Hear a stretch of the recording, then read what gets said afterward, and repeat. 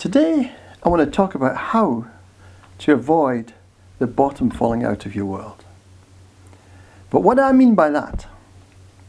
Well, simply, as a result of our errors, our failures, our weaknesses, our life has become a mess.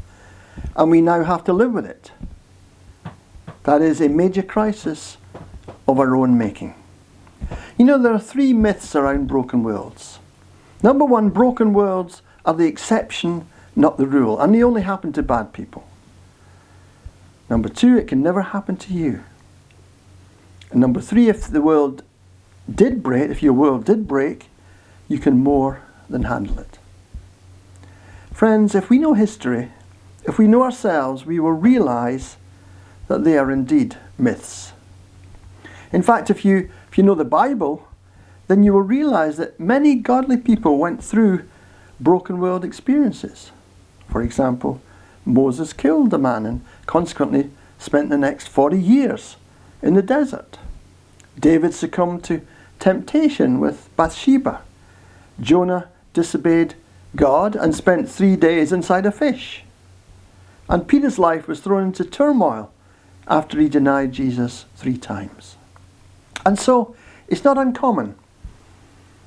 And we have heard of many good, high-profile Christians whose worlds have collapsed around them. Every one of us then is in danger of experiencing a major life crisis. So what can we do about it? Let me give you 3 things you can do.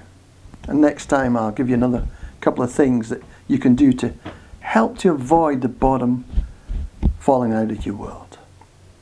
Number 1, we need to understand the nature of man. All of us are sinners with a bias towards sin. The more we can accept that, the more protected we will be.